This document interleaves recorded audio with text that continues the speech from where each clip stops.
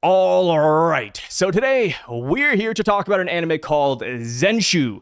You have probably never heard of this anime before until now, but just know that not only does it get my stamp of approval, but it's also animated by Mappa. That is right, the iconic Mappa is coming down here with an anime original. That is right, to my knowledge, there is no source material that this is based off of, and I think it works really damn well. So, real quick, but I will be getting into spoilers here in a bit, and I'll make sure to reiterate that a couple of times before we get into it, just in case you haven't watched the anime before. But here, right now, I am going to give you guys a brief plot synopsis on the first episode to kind of get you guys in line with what the hell is going on. So, Zenshu is an isekai. I put that in quotation marks because it doesn't work like your typical isekai. We follow an animator, and she is very talented. She has released banger after banger. But at the beginning of the series, she has writer's block. She doesn't know how to proceed with her next big animation project because it is a love story, and she personally has not experienced love herself. She struggles, she pushes everybody away from her because she wants to do this by her lonesome, because she's such a talented animator. She doesn't need help from a bunch of losers. Then, we see it. Instead of getting Truck-kun in this isekai, we instead get oysters. That is right. I think it's oysters or clams, but either way, it's some sort of shelled sea creature. She eats one, she chokes, and then next thing you know, she wakes up in a different world. Here is where it kind of deviates from your standard isekai, but instead of going to a straight fantasy world, she actually goes into a movie world. A movie that she has watched many, many times. One of her favorite movies of all time, actually, called A Tale of Perishing. It's kind of like if I were to get isekai'd and I went into Lord of the Rings, right? That's essentially what this is. But because she's watched this anime so many times, she knows exactly what is going to happen beat for beat. She looks around and she's like, wait a minute, this is when that character dies. Can I stop that? And that is where this anime gets fun. She goes through this movie, changing events, because she realizes that A Tale of Perishing, a lot of characters, believe it or not, perish. And she doesn't want that. She loves these characters because these are her childhood heroes. These are her first loves to an extent, even though they're not real. So she's like, no, I'm going to change the story. I'm going to fix it. And I want to live in this world with them. And it's just a great spin on a standard isekai, in my opinion. As far as animation goes, I think everything here is beautiful. I love the whole thing where, to fix the world, she has to actually animate it herself, right? Because she is an animator. So she whips out her drawing pen, she whips out a desk, and whenever she does this, we get this Sailor Moon-esque transformation going on, and it's just nice to look at. And yeah, that's pretty much it. We get 13 episodes of this, 13 episodes of her following her favorite characters, trying to save them from their demise, because the movie for some reason just kills everybody and has a really negative ending. And yeah, that's pretty much the gist of it. One big selling point for me with this show is that it's only 13 episodes long. And get this, but it's conclusive. You leave this anime saying, oh wow, that was good. Don't have to wait for season 2 because there's probably not going to be one. That's it. I love that. I hate starting romance animes or isekais and it's like, oh, this is this is great. And then you get to the end, it's like, okay, now I'll wait 4 years for season 2 if they ever get one. I hate that, dude. I get that most animes are supposed to promote the manga or the light novels, source material, etc. But it's like, man, sometimes I just want the full package. And that here is what Zenshu delivers.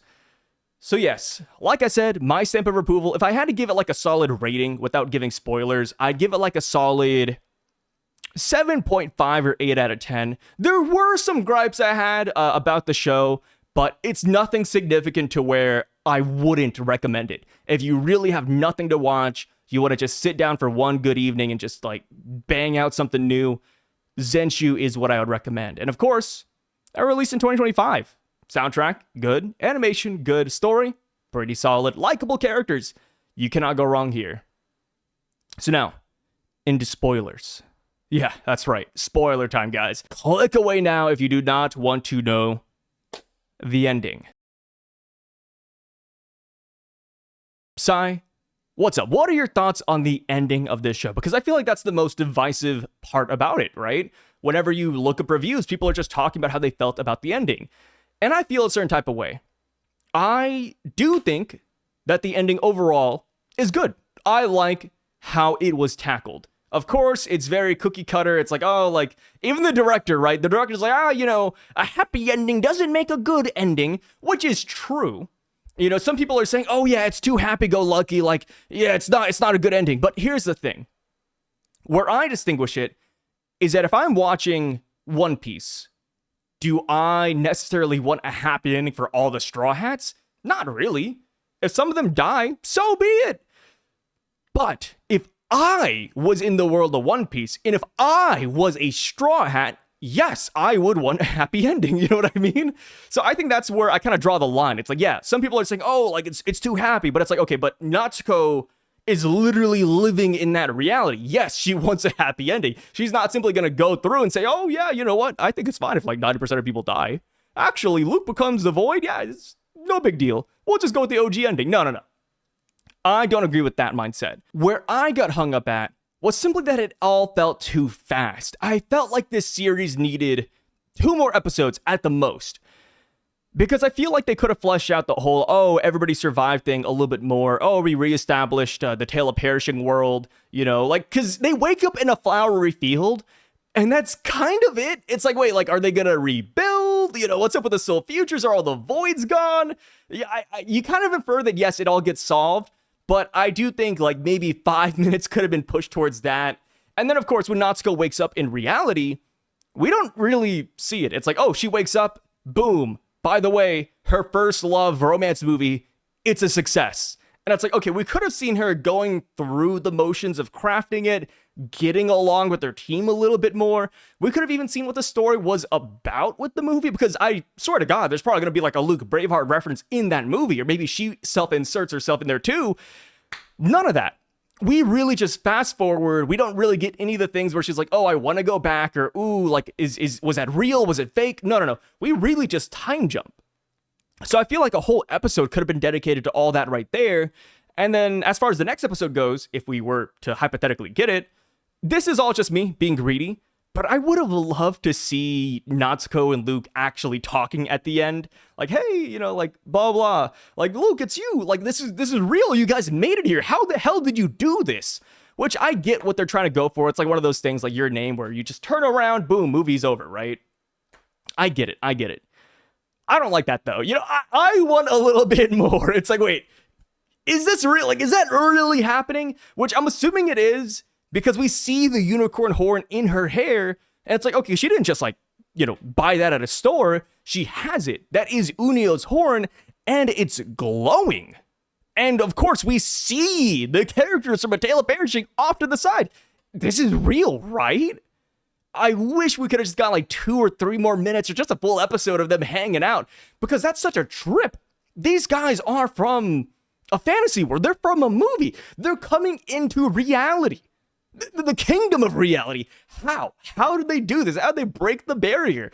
Are they going to live here? Is there a bridge? Can she go back to Tale of Perishing? What about the director? There's so many questions I've just left up in the air with. And I get you're supposed to like, suspend your imagination, play with it a little bit, but I'm not that type of guy. I'd rather just get like the in your face. Hey, this is happening. Hey, they get together. This is how they did it. All right, goodbye. So that's my take on that.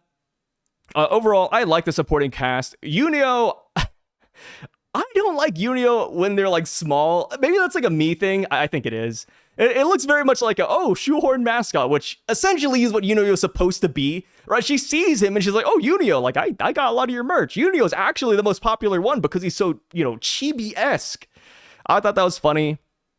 One thing I think I have to give the anime a lot of credit for is Luke Braveheart. I think the way they wrote his character and just the time we spent with him, I think was very valuable. At least to me. I watch a lot of isekais, and over the past decade, we've been kind of taking a turn away from generic anime MCs, and Luke Braveheart is kind of what I describe him as. Blonde hair, blue eyes, nice straight cut, classic hero armor. He's very generic, which is the whole point, right? Because of when the Tale of Perishing movie came out, it's that's who he is. And I feel like a lot of animes nowadays clown on characters like him. Like, whenever you see a guy dressed up like Luke or looks like Luke, you expect them to be fodder or a joke or a gag. But here, I think they really did a good job making Luke Braveheart likable. And I gotta give them a lot of credit for that. I think that's just such a big W. As far as the archer elf girl, whose name I just cannot pronounce, Milmion or something like that, she's okay. She quickly turned from like wanting to end the world to like, hey, actually, I like the world because of Sir Exister. I wish we could have seen Sir Exister a little bit more, you know, to really reinforce like, yeah, like she's existing because this guy's actually here with her. But no, she just has a drawing and she's like, yeah, you know what? I'm no longer, you know, apocalyptic anymore. But yeah, overall, like I said, fun show. I really enjoyed it from start to finish. My only real complaint is just me being greedy, which is pretty subjective for most people. But yeah. Anyways, thanks for watching, guys. I'll catch y'all later. Peace out.